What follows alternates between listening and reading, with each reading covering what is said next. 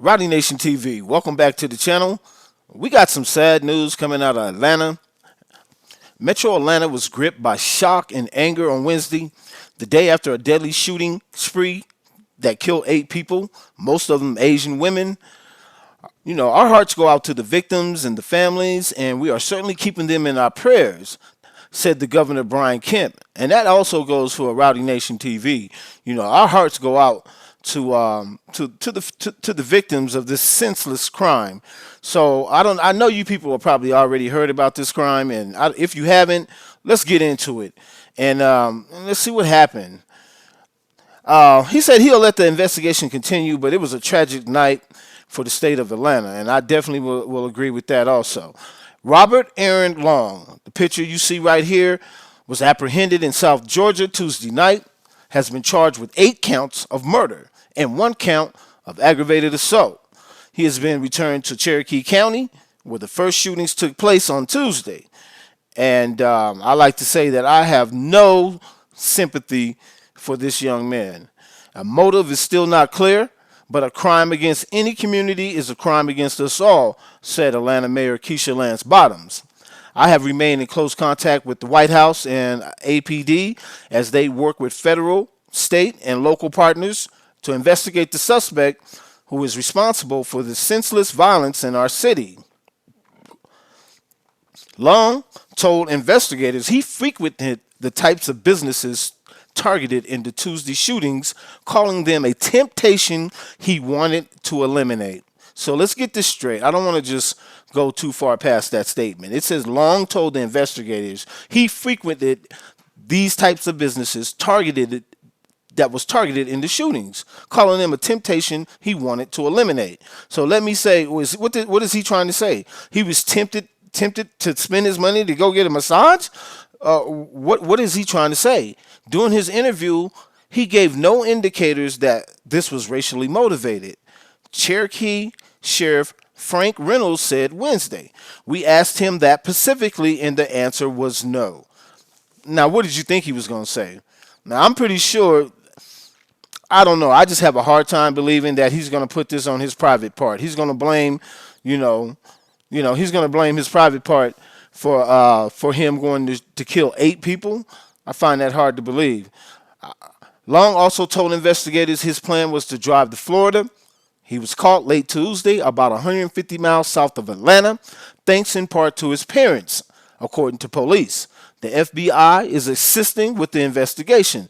So I guess his parents, I don't know the reason why his parents called. Maybe they didn't want, after hearing 8 people getting killed, maybe they were thinking that, he might get killed if he was to have any kind of interaction with the police. Communities around Metro Atlanta reacted swiftly to Tuesday's violence. The Doraville City Council announced it would pass a resolution condemning the violence, while the Gwinnett Police Department said it would step up patrols around Asian-owned businesses. Well, that's good because, you know what I'm saying? Like, we don't know if this guy's been radicalized by somebody. We don't know if there's more people out there that might want to cause harm to the Asian community. We don't know. So that's good that they should step up those patrols. It's a little bit too late for the 8 victims, but, although there are no known threats at this time, these patrols will continue for the foreseeable future for the safety and the comfort of the community, the department said. If anyone sees something that may appear suspicious or potentially criminal in nature, we are encouraged to call the police. As stricken loved ones grieve the sudden loss, the victims taken Tuesday night, investigators continue to piece together what happened. And basically, yeah, that's what we want to know. We want to know what the hell happened. How did we get to this point? Hours before the shooting started, Long bought a gun from Bigwood Goods in Holly Springs.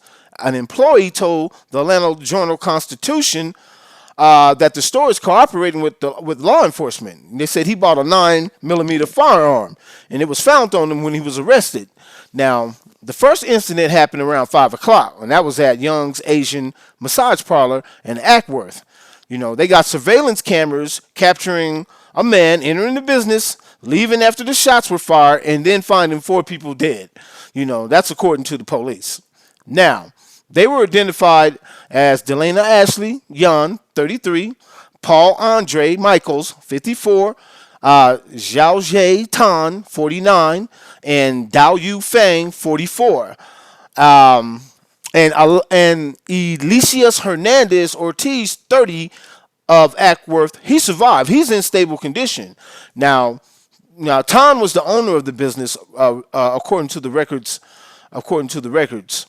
About an hour later, Atlanta police responded to a report of a robbery at a gold spa on Piedmont Road. Now, so apparently this guy's going from, spa to spa. He's on a spree right now. In the first of the two 911 calls within 11 minutes, a woman inside the business said she was reporting a robbery. Now, she's speaking softly. She said that she was hiding in the business and that she needed police on Piedmont Road. They have a gun, she tells the dispatcher. When the dispatcher asked where the man was, the employee replied, "I don't know. I'm hiding right now. Please just come." Okay, so like I said, this lady's is fearing for her life right now and hiding from this man. When officers arrived, they found 3 women shot to death inside the business. While police were investigating those deaths, shots were fired at a aromatherapy spa across the street. Dudes on a rampage. Like I said, the hits just keep coming. The investigators found a 4th woman dead. Now, the names of the 4 killed in Atlanta, they're not going to release those names. They're pending notification to the family, before they release those names. Now, Cherokee and Atlanta investigators were immediately in contact with each other discussing the shootings. You know what I'm saying? So, Mayor Bottom said Wednesday, Long may have been attempting to drive to Florida to try to get away and to commit more additional crimes, but luckily he was caught, because his parents called the FBI and everything like that, and they was on his trail pretty quick.